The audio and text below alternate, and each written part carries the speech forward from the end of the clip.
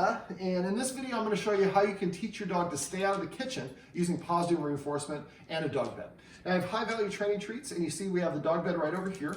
Now you want to have, for dogs, you don't really, having dogs in the kitchen while you're preparing food, especially when you have multiple dogs, can create a competition. This is one of the reasons why we don't want to give dogs food from the table or when we're preparing food, because that's going to cause them to be with us. And if dogs are with us all the time, they don't have any practice being away from us, and that can lead to separation anxiety, which is a problem I'm seeing a ton of right now during coronavirus season. So what I'm going to do is, Dinah is the name we were going to use? Okay, so basically what we're going to do in a sec is you're going to see me throwing treats to the dog bed. As soon as she gets up off the dog bed, I'm going to throw another treat. The instant she's there, I want to keep her on the dog bed, and this involves just throwing a crap ton of treats at the dog bed. Now, whenever you're going to do a cue, we call it, a cue is essentially a command word. So we want the cue to precede the action to be followed by a reinforcer or a reward, in this case, a treat.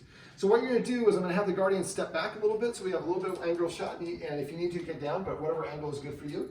So I'm going to say, Dinah, and then she goes to the dog bed and gets a treat. Dinah. Dinah.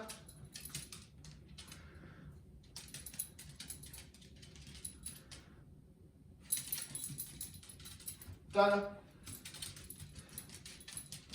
Dinah. Now you notice that one time I paused the time before this because I knew that she didn't see it. I'm waiting for her to see it, and then I'm going to say the command word. Eventually you say Dinah, and she runs over there, and then she would get the treat afterwards. So you don't want to have that much time go by. Dinah. Dinah.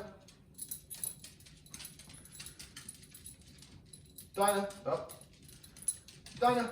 So my timing was off there. That's okay. You're going to make mistakes. That happens. Dinah. Dinah. Dinah. Dinah. Oh, she cheated a little bit that time. So real quick, let's talk about the dog bed. I like dog beds that are white, light cream, or light gray. So you can see from your angle, you can see it really easily. Dinah. If it's got a pattern or it's a dark color, she's not going to see it. Dinah, this is Hulk.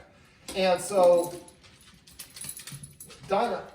Now, it seems like all I'm doing is just throwing Dinah treats on the dog bed. I am. Dinah. But what I'm doing is, when she comes to me, the treats never happen, but the treats always happen there. So now what I'm going to do is wait. If she looks at it, and I can see her, I'm going to throw the treat when she's looking at it. Oh. That's bad timing, it rolled off. Dinah.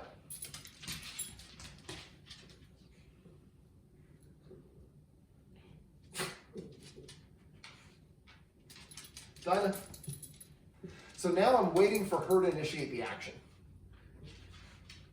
And I did a whole bunch, Dinah, to get her kind of into the mood. Now this time, this is this next stage. I left one there. Dinah.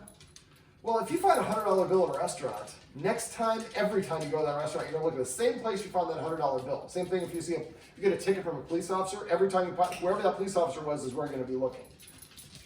Dinah. Dinah. Try not to roll it out of the dog bed like I did there. There you go, buddy. He's the old dog, so he was eating a bully stick. So basically, it seems like all we're doing, there we go. Oh, darn it. So what I want to do is now, when she goes to the dog bed on her own, then I'm going to make it rain treats in the dog bed.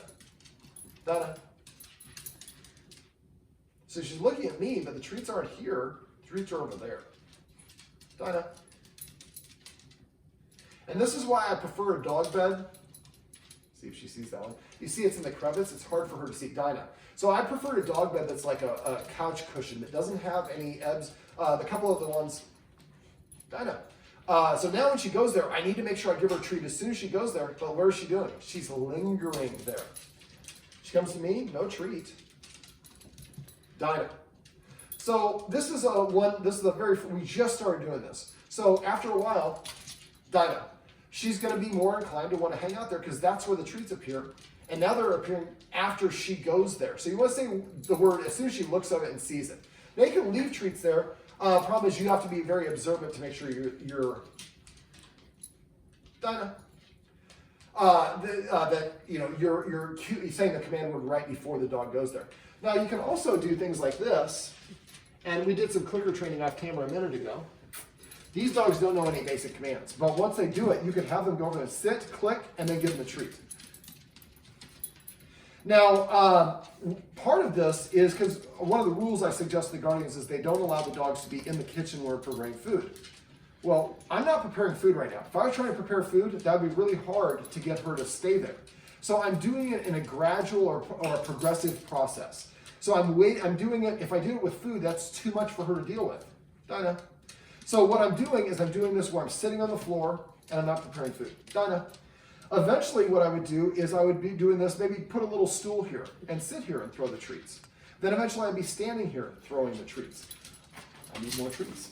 And eventually I would pantomime, like maybe walk towards the fridge, pull my hand back away without opening the fridge, and then throw a treat there. The idea is to get the dog conditioned and used to going there. I would like to send one of our other trainers back to do what we call the relaxation protocol, which teaches the dog to stay on the dog bed despite all sorts of different stimulus and things going on, like clapping, ringing the doorbell, the other dog barking, and so on. But this is a nice place to start. And so, done it. So it seems really, really simple. It is. The benefit of positive dog training is it's not hard if you do it right. Now, if you make it too hard, the dog loses interest. Dinah, there we go. Then you're pushing too far and asking for more criteria. So always make it nice and easy. So now every time she looks at me, nothing happens, but she looks over there, Dinah.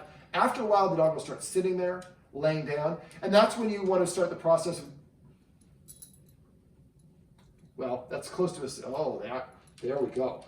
And so you see that sit or lay down, give the dog a reward. Let him know that's what I wanted. That got me a reward. So now, even though I've got the treats and her buddy that she kind of follows around looking for the treats, she's staying on the dog bed. It took us, about 3-4 minutes? A lot of treats, but now she's happy to stay there. And now I'm going to keep on giving her the treats, but I'm going to start elongating the duration in between treats. That was probably about 20 seconds. But I'll go maybe 21 seconds, 22 seconds. Don't go too big of a step. You go too big a step, she'll lose interest and goes away. You want to beat her to moving away until eventually she just sits there and she's like, this is a great place to go. Now, the relaxation protocol builds on this process, and eventually you can have somebody ringing the doorbell, walking around, clapping, jumping up, and the dog stays there because this is the place where they get rewarded and all the great things. Eventually you can get to the point where the dog is practiced doing this, and like I said, we reach for the fridge and then come over and give the treat. And then we touch the handle of the fridge, come over and give a treat. Then we open the fridge a little bit, close it, and give a treat without taking anything out. Then we open it a little bit more, a little bit more. We go little steps, and that's a very quick progression I just described. Normally I go over, reach for it, and pull back and give the dog a treat. I do that about 3 to 5 times. Then I would touch it, and then do that 3 to 5 times. Open it a little bit, 3 to 5 times. You can do the same thing with like turning your oven on. If your pilot light makes a clicking sound when you're turning the stove on, same sort of thing. Pots and pans, stuff that you're getting out of the cupboards. So now the dog is conditioned to staying there while other things are going on, and the only time way I get a reward is by going there. Do the old dog will let you get one. Dinah. All right, well, this is Hulk. This is Etta, and these are some tips and tricks you can use if you want to teach your dog to stay out of the kitchen by teaching them to instead go to the dog bed using positive reinforcement.